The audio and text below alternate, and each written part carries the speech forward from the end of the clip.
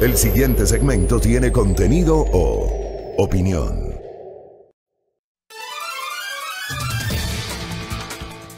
Muy bien, 6:26, buenos días, qué gusto que nos acompañen. Ya se sirvió café, cafecito buen día, por favor. Aquí tenemos nuestro cafecito buen día para amenizar esta mañana.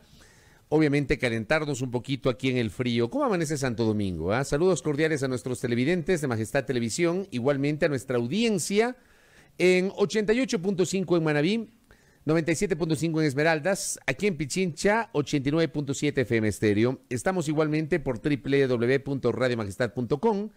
Estamos en el Facebook Live, por las fanpages de Majestad Radio y de Primera Plana. Por cierto, ayer inauguramos, para quienes no se enteraron, inauguramos ya nuestra página web www.primeraplana.com.es.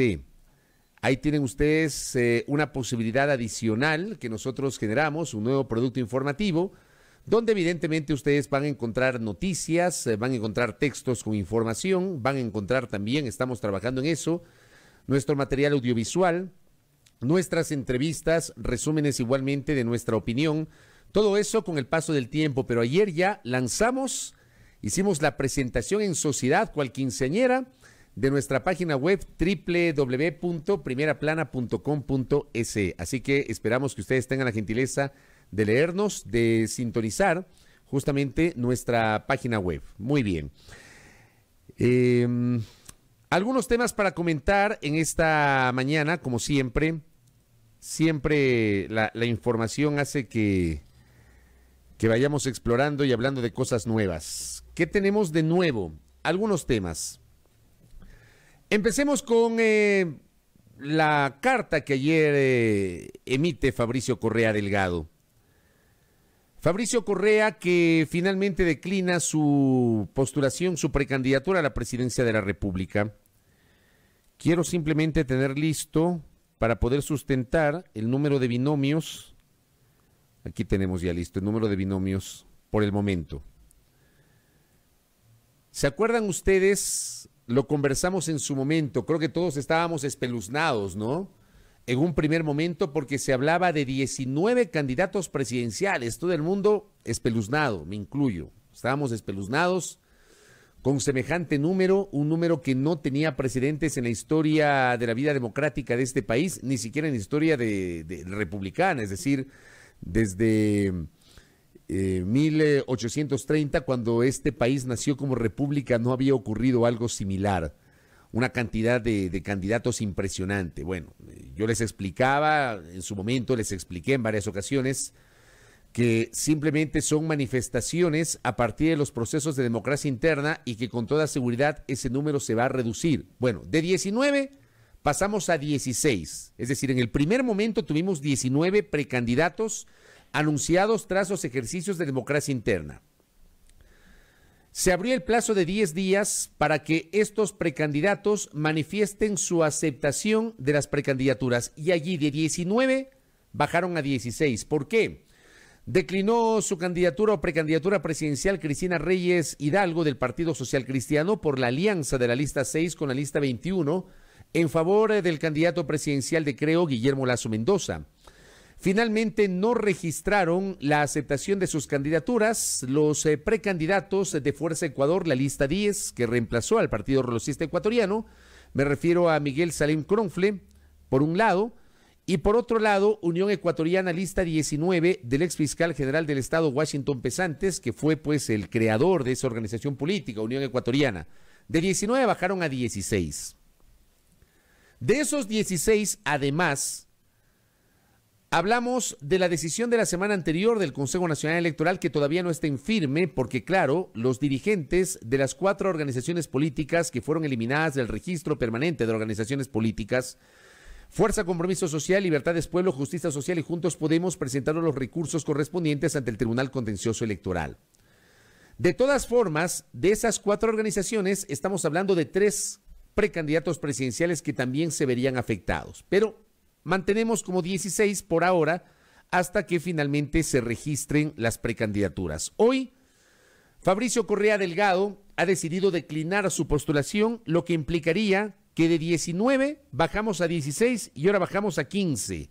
y va a bajar más ese número. Tengan la seguridad que va a bajar más ese número. Yo les anticipé en su momento, porque no hay condiciones políticas, porque no hay condiciones económicas y también por la situación interna de las organizaciones políticas. ¿Qué dijo ayer Fabricio Correa? Emitió una carta pública al país y al Consejo Nacional Electoral, insistiendo en que no es político. Dice, Fabricio Correa no es político, es un ciudadano más hastiado de la corrupción y la incompetencia de quienes nos gobiernan. A ver, si ya eres candidato y si ya das declaraciones hablando de política, automáticamente eres político. Termina siendo así. Una cosa es la política partidista y otra cosa es la política como ciencia. Yo mismo, cuando estoy ejerciendo el periodismo de opinión, estoy haciendo política. No política partidista, termina siendo política. Cuando nosotros tenemos conversaciones sobre política con nuestro grupo de amigos, con nuestro entorno, en nuestra oficina, en nuestra casa, estamos haciendo política. Entonces, cuando un personaje público, además, que da entrevistas, que habla de los temas económicos, que habla de los temas políticos, que cuestiona a su hermano, que habla del gobierno anterior, que fue tesorero de la primera campaña de Rafael Correa, y dice, no soy político, por favor. Es político, ejerció política.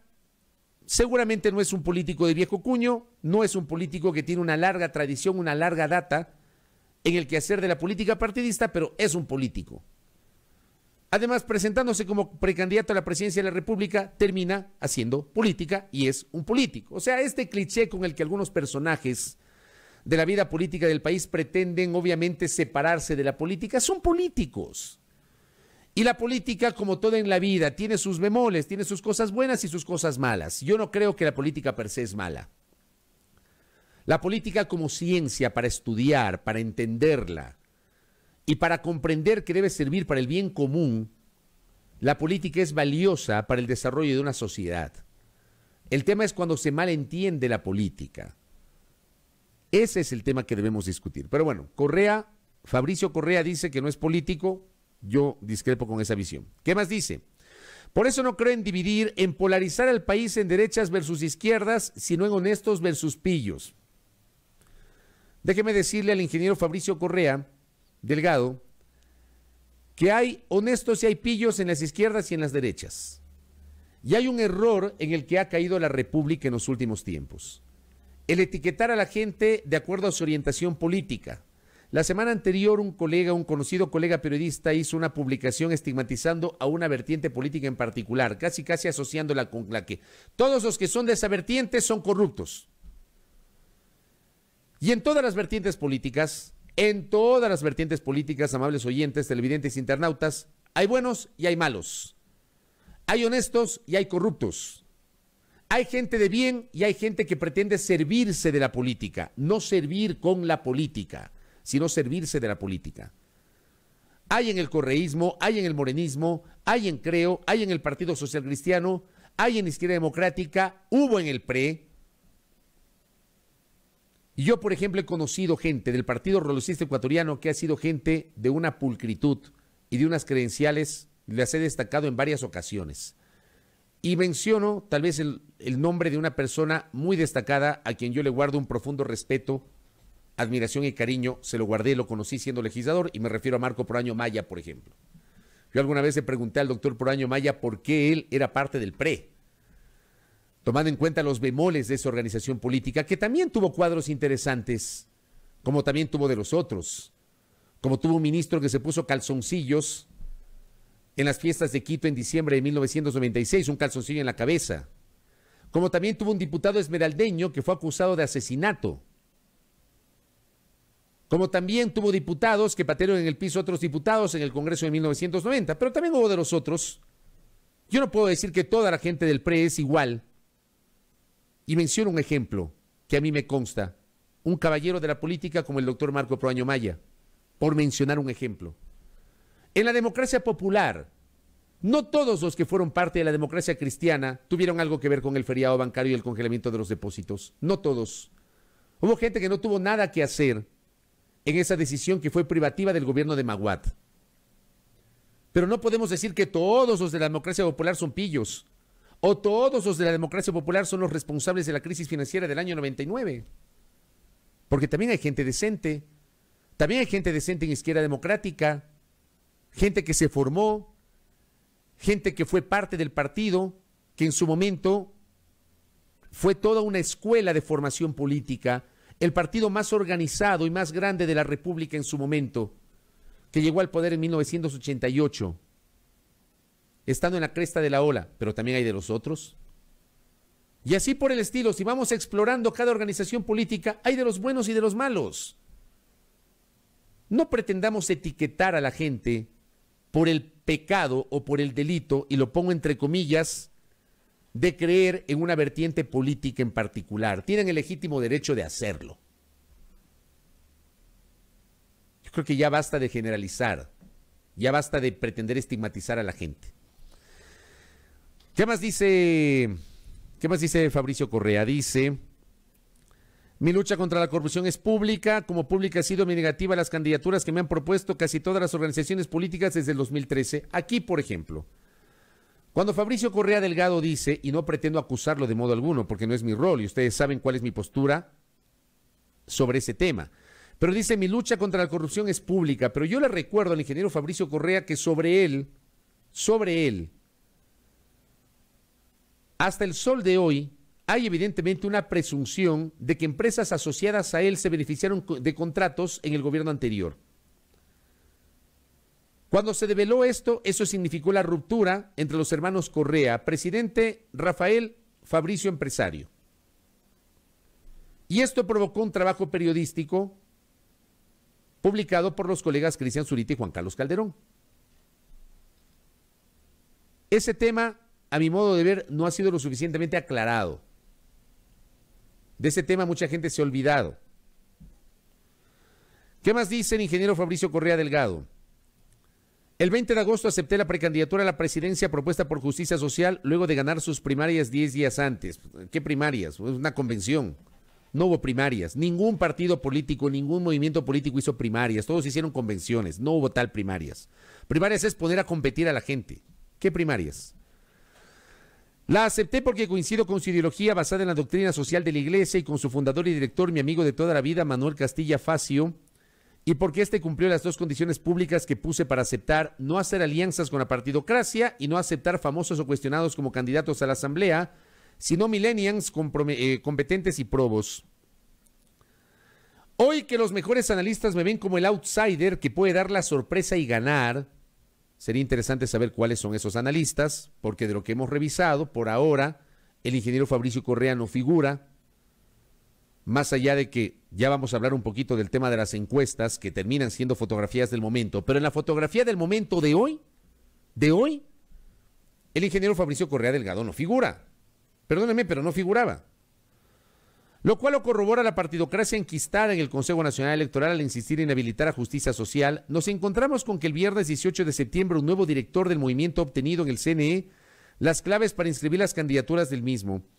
Investigado el asunto, resulta que un directorio de Justicia Social vinculado a personas cuestionadas ha dado un golpe contra Manuel Castilla y lo ha depuesto del cargo para poder introducir en nuestras listas candidatos ajenos a sus primarias y hacer ganar a gente vinculada a la Revolución Ciudadana.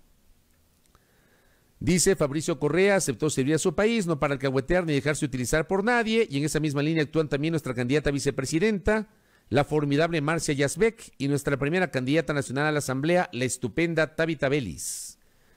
Por lo cual, mediante la presente, presentamos al país la renuncia irrevocable a nuestras precandidaturas.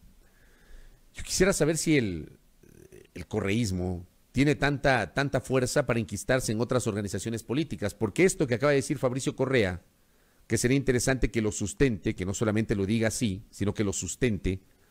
¿Quiénes son esos personajes que han aparecido en Justicia Social, supuestamente para enquistar a gente de la denominada Revolución Ciudadana? ¿Quiénes son? Exactamente lo mismo dijo la semana anterior el director nacional del Movimiento Libertades Pueblo, Gary Moreno, el hermano del presidente de la República, quien le bajó el pulgar a la precandidatura presidencial del exprefecto de la provincia del Oro, Esteban Quirola, señalando que Esteban Quirola era un infiltrado del correísmo. Ahí tenemos una coincidencia o similitud en la situación de dos organizaciones políticas. En Justicia Social, Fabricio Correa dice que se ha enquistado una nueva directiva, no sabemos quién será. Es más, yo pensaba que el líder de Justicia Social era el doctor Jimmy Salazar, esposo de Pamela Martínez, la famosa testigo clave, la cooperadora eficaz del caso Sobornos 2012-2016. O sea, no creo que con las condiciones políticas actuales y con lo que pasó con el caso Sobornos, no creo que el enquistado sea Jimmy Salazar. Y si Jimmy Salazar es el enquistado, no creo que él vaya a hacer el juego a la Revolución Ciudadana, como dice Fabricio Correa. O sea, no sé si me explico, no calza, no encuentro un hilo conductor. Hubiese sido interesante que el ingeniero Fabricio Correa haga una explicación más pormenorizada de lo que está diciendo. ¿Quiénes son los personajes que están enquistados? Sería interesante saberlo. Pregunto públicamente, ¿se refiere a quien en su momento fundó Justicia Social, que fue Jimmy Salazar? Esposo de Pamela Martínez. O sea, no me calza, no encuentro este hilo conductor, no me calza. Se queda ahí como una declaración, digamos, general que hace Fabricio Correa sobre eso. Y por otra parte, lo de Libertades Pueblo con Gary Moreno, que dice que Esteban Quirola es un infiltrado del correísmo. ¿Cuál es la referencia o la prueba? Finalmente, Quirola ya no es precandidato, Quirola no se inscribió. Libertades Pueblo inscribió a Juan Carlos Machuca, que inicialmente iba a ser el compañero de fórmula de Quirola. Y Machuca aparece como precandidato a la presidencia de la República. Pero bueno, ahí tienen una primera coincidencia. Y una segunda es que ambas organizaciones políticas, que me van a disculpar, con todo respeto, pero ambas organizaciones políticas no pintan absolutamente nada en el espectro político electoral del Ecuador en este momento. O sea, para mi gusto, hay demasiadas organizaciones políticas en el país. Muchas de ellas no tienen ningún tipo de recorrido y no han ganado siquiera una elección. Estas dos organizaciones políticas participaron sin ningún éxito. Fracaso total en las elecciones del 2019. Así fue la participación de Libertades Pueblo y de Justicia Social. Resulta que hoy, otra coincidencia, ambas han sido eliminadas del registro de organizaciones políticas. Ambas. Pero se pelean por la existencia de organizaciones políticas que de alguna forma reciben recursos del Estado, porque terminan recibiendo recursos del Estado y terminan funcionando, en muchos casos, con base en esos recursos que les entrega el Estado ecuatoriano, con base en lo que dice la Constitución de la República. Esto en algún momento tiene que ser revisado. En el Ecuador, un país de 17 millones de habitantes, de 13 millones de electores, se permite tener 24 organizaciones políticas nacionales. 24. Con la desaparición de Adelante Ecuatoriano Adelante, 23. Si se ratifica la eliminación de Fuerza Compromiso Social, que además es una organización política que nació en 2017, que tuvo un candidato presidencial, que no tuvo ningún legislador, a Fuerza Compromiso Social no le fue bien en su primera participación electoral en 2017. Le fue mejor en 2019 por las consideraciones que son de dominio público, porque fue el grupo político que acogió al denominado correísmo, que tiene ciertamente un voto duro. Allí recuperó espacios y evitó la tarjeta roja Fuerza Compromiso Social en esa elección del 2019. Y tenemos a Libertades Pueblo, a Podemos. Podemos hasta ahora no se ha presentado a una elección solito. Se han presentado en alianzas en los últimos tiempos. Que esa es de alguna forma la tabla de salvación para ciertas organizaciones políticas. Pero bueno, yo me he permitido tomarme estos minutos porque, claro, a veces la gente se queda con determinadas declaraciones de ciertos personajes y yo creo que esas declaraciones tienen que ser rebatidas de alguna manera o por lo menos analizadas y al mismo tiempo cuestionadas con el rigor que procuramos nos caracteriza a nosotros. Hacer con ese rigor. Sin Fabricio Correa en carrera, nos quedan 15 precandidatos presidenciales, insisto, siempre y cuando se mantenga la posibilidad de que organizaciones como Podemos y Libertades Pueblo puedan registrar, puedan existir, se mantengan en el registro permanente de organizaciones políticas y puedan registrar candidaturas. Si no es así, quítelo también de la carrera a Paul Carrasco, que creo que no va a ser candidato finalmente, y quítele de la carrera a Juan Carlos Machuca de Libertades Pueblo, si finalmente, insisto, ocurre la ratificación de la eliminación de estas organizaciones políticas. Vamos a tener menos candidatos. Menos candidatos. Por ahora hay 2 inscritos. Ayer lo hizo Gustavo Larrea de Democracia Sí. Esa organización política, por ejemplo, sí tuvo éxito en las elecciones de 2019. Hizo alianzas en varias provincias y logró hacerse de un importante número de alcaldías y concejalías, además de prefecturas.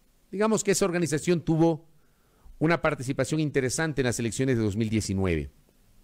Pero insisto, Libertades Pueblo y Justicia Social nada que ver.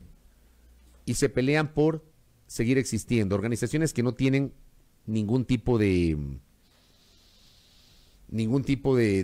aceptación mayoritaria por parte de la población. Y por otra parte también, ya que hablamos de esas, y esto un poquito lo comentamos la semana anterior en el programa vespertino con José Antonio,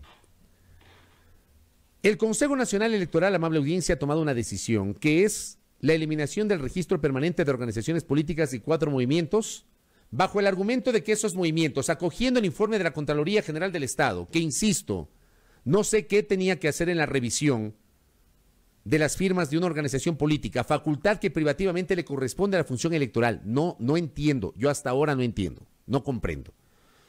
Pero hay un informe de Contraloría y entiendo que con base en ese informe de la Contraloría, el Consejo Nacional Electoral decide eliminar del registro esas 4 organizaciones políticas.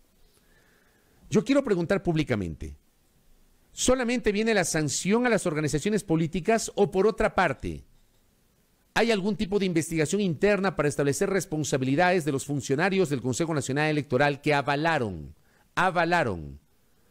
que estos 4 movimientos tengan vida jurídica a través de una decisión en su momento adoptada por el Consejo Nacional Electoral? Porque si hablamos, como decía la nota que leí del portal tuvoz.tv, si hablamos de que, por ejemplo, en el caso de Justicia Social, y entiendo que es el mismo caso para las 4, pero en el caso de Justicia Social que nos publican los colegas de tuvoz.tv, de 175.462 registros entregados por Justicia Social, 6.185 presentaron inconsistencias. ¿Quién responde por esas inconsistencias? O sea, si hoy sancionas a los movimientos y los eliminas del registro electoral, ¿están investigando ya o estableciendo procesos que podrían desembocar en sanciones, sumarios administrativos, investigaciones internas, etcétera, sobre los funcionarios del Consejo Nacional Electoral, en este caso, que avalaron la existencia de dichas organizaciones políticas? ¿O nos quedamos solamente con la sanción, la eliminación del registro electoral y para de contar? ¿Nos olvidamos de eso o qué? O sea, si sancionas a los unos, tienes que investigar a los otros. No basta solamente con eliminar, porque si eliminan es porque era ilegal ese registro entregado a dichas organizaciones políticas. ¿Quién le entregó ese registro? Hay consejeros electorales, hay informes de asesoría jurídica, hay gente que hizo el conteo de las firmas, la revisión, el conteo de firmas y la revisión de las firmas. Es toda una cadena. ¿Quiénes son los responsables? A ver si también ampliamos un poquito el espectro, ¿no? Y no nos quedamos solamente con lo uno. Sería bueno saber, y hago este planteamiento público, sería muy bueno saber si el Consejo Nacional Electoral está haciendo una investigación interna sobre este tema. Si la Contraloría, cuando emitió el famoso informe disponiendo la eliminación de las 4 organizaciones, que yo insisto, para mí, para quien les habla, es apenas una opinión mía. La Contraloría no tenía nada que hacer en esto, y perdón que lo repita, pero es así, que quede clara la posición de quien les habla, más allá de que es apenas una opinión. Yo creo que la Contraloría no tenía nada que hacer en este tema. Pero pregunto, la Contraloría también en sus informes establece indicios de responsabilidad, al menos administrativa, sobre los funcionarios del Consejo Nacional Electoral que avalaron a estas organizaciones políticas. ¿Qué onda con eso? Pregunta pública que ojalá que en algún momento tenga respuesta por parte de las autoridades de la función electoral. Muy bien, dejo ese tema de lado, pero no voy a salir del tema electoral. Yo ayer les decía y les hablaba de la campaña sucia. Y ayer leí medio de reojo que alguien me decía del un lado y del otro y que uno pretende quedar bien con Dios y con el diablo. Nada que ver. Pero a mí no me vengan a decir que no hay campaña sucia de lado y lado. Perdónenme, pero es así. El fin de semana se difundió una encuesta. Fue una entrevista en otro medio de comunicación a un vocero de una empresa brasileña, entiendo, que hizo una encuesta. No tengo a la mano la ficha técnica de esa encuesta, señalando que el candidato de la Revolución Ciudadana ganaba en primera vuelta. Sobre esto, evidentemente, quienes comulgan con esa vertiente del candidato generaron una gran viralidad, Esto fue muy comentado durante el fin de semana. Pero por otra parte, un portal digital y luego en un programa de televisión se difundieron las últimas cifras de Sedatos, que difieren sustancialmente de aquellas que difundió la encuestadora brasileña. Y Sedatos, en cambio, daba cuenta que quien lidera la encuesta es Guillermo Lasso, por encima de Arauz. Los unos, que Arauz gana en primera vuelta, los otros, que Lasso lidera la encuesta. Y se empiezan a colocar frames en el imaginario de la gente. Y se empiezan a generar, obviamente, especulaciones y se empieza a descalificar a los brasileños porque algunos dicen de dónde habrá salido esa encuesta y se empieza a descalificar a Sedatos porque dicen Sedatos tiene una tradición de falsificar encuestas. O sea, los unos y los otros. Ojo, no lo digo yo, lo dicen los unos, lo dicen los otros. Cuestionando a Sedatos y cuestionando a los brasileños. Y todo esto generó una guerra el último fin de semana. Déjenme contarles algo. Las encuestas son fotografías del momento. Lo que reflejan hoy las encuestas, lo que hoy nos presentan las encuestas, probablemente cambie mañana. Y lo que refleja una encuesta mañana probablemente sea distinto a lo que nos presentan las encuestas después de un mes. Y con seguridad será distinto a lo que nos presentan las encuestas antes del domingo 7 de febrero del 2021 cuando acudamos a sufragar. Las encuestas son fotografías del momento. El afirmar hoy que ya el candidato del correísmo va a ganar en la primera vuelta de las elecciones, o el afirmar hoy que Lasso está muy por delante del candidato del correísmo, es mentirle a la gente. Y colocar falsamente un frame en el imaginario de la gente para provocar disputas innecesarias y estériles, que no le benefician en nada a la naturaleza de esta precampaña electoral. Mi querido amigo, el doctor Arturo Ruiz Giraldo, publicó hace pocos días un interesante análisis sobre las encuestas. Ese análisis se llama Encuestas, Sorpresas y Sorprendidos. Sorpresas y sorprendidos. ¿Qué es una encuesta? Según Manuel Mora y Araujo, dice Arturo Ruiz, uno de los más relevantes sociólogos e investigadores de la región en su obra El poder de la conversación, la encuesta es un instrumento de observación de la realidad que registra respuestas a preguntas. Consta de 3 grandes módulos: qué se pregunta, a quién se pregunta y cómo se analiza esa información. Con esto podemos partir, ojo con lo que estoy diciendo, de que la encuesta es una herramienta de investigación que debe ser técnicamente realizada. Por eso es importante saber la ficha técnica de cada encuesta. Cuando ustedes ven una encuesta, lo primero que tienen que fijarse es en la ficha técnica. La ficha técnica, ¿qué debe contener? La fecha en la que se realizó el trabajo de campo, o sea, la encuesta propiamente dicha, la metodología empleada, el margen de error, el estrato social o el grupo humano al que se hizo la encuesta, personas entre 18 y 65 años, estoy diciendo cualquier cosa, las ciudades en Quito y Guayaquil. Hay gente que presenta la realidad de Quito y Guayaquil como que fuese la realidad nacional. Y la encuesta se basa en una muestra. No es que le preguntan o nos preguntan a los 13 millones de electores. Es una muestra. 700 entrevistas, 800 entrevistas, 900 entrevistas, 1500 entrevistas. Las encuestas varían y terminan generándote una muestra que te genera a través de una aproximación estadística un panorama de lo que podría ser la realidad. Es una herramienta de investigación que debe ser técnicamente realizada, decía, considerando principalmente la medición, o sea, las preguntas, el muestreo, a quién se pregunta, y el análisis. ¿Qué voy a hacer con la información obtenida de dicha investigación? Tiene además una vigencia delimitada por las circunstancias propias de la coyuntura, ya que, por ejemplo, la opinión ciudadana previo a la pandemia no será la misma en medio de un aislamiento ciudadano o después en la pospandemia. ¿Cómo se deberían usar las encuestas, amables oyentes, televidentes, internautas? Es importante que ustedes tengan claridad para que no coman cuento, para que no les vendan humo, para que no crean lo primero que aparece. Primero, si las encuestas son técnicamente realizadas y generan confianza en el equipo de campaña, deben usarse como uno de los instrumentos básicos para contar con un diagnóstico real de la situación y consecuentemente tomar decisiones estratégicas. Para el efecto, entre otras variables, una encuesta nos debe dar luces respecto de la coyuntura del país, el estado de ánimo de la población, la identidad, la imagen de credibilidad de todos los actores, el perfil de candidato, etcétera. Es decir, primero hay que saber qué pasa, qué opina y necesita la gente y si la coyuntura y evaluación de todos los actores dan cabida a que se pueda pensar o no en una candidatura.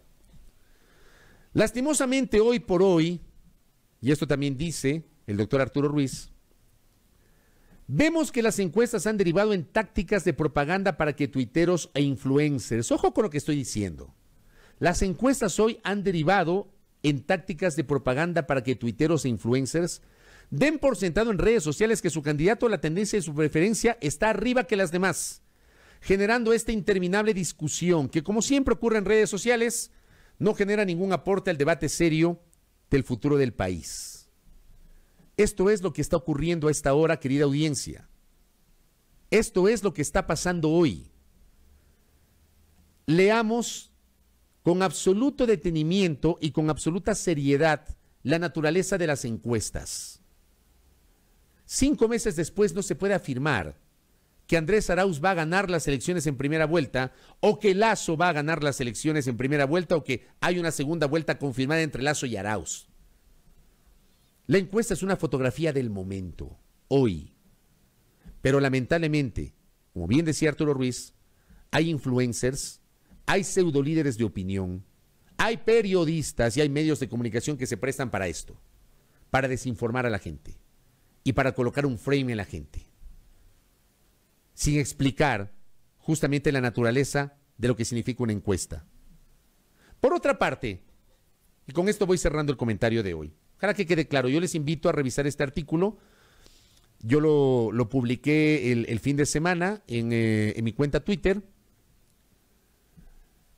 No crean en la validez de las encuestas de Twitter. O sea, hay gente que da por sentado la validez de la encuesta de Twitter. O sea, pongámonos la mano en el pecho. ¿Ustedes creen que una encuesta de Twitter puede tener validez científica o técnica? Y hay gente que come el cuento. Las encuestas de Twitter se sustentan en tendencias. Y esas tendencias muchas veces son generadas por trolls, por gente inexistente. Una sola persona que administra un montón de cuentas. Entonces yo he visto que mucha gente dice, vamos a votar, y en los chats de WhatsApp aparece esta encuesta, vamos a votar por esta encuesta. Eso no es técnico, no es científico, no refleja la realidad, pero pretenden a través de las encuestas en Twitter colocar en el imaginario. Y la discusión, pero interminable, en la que lamentablemente hasta periodistas se forman parte de esa discusión. Complejo el tema de las encuestas. Yo procuro darles una herramienta para el debate de ustedes. Ustedes obviamente tienen el legítimo derecho de creer o no en las encuestas. Es así.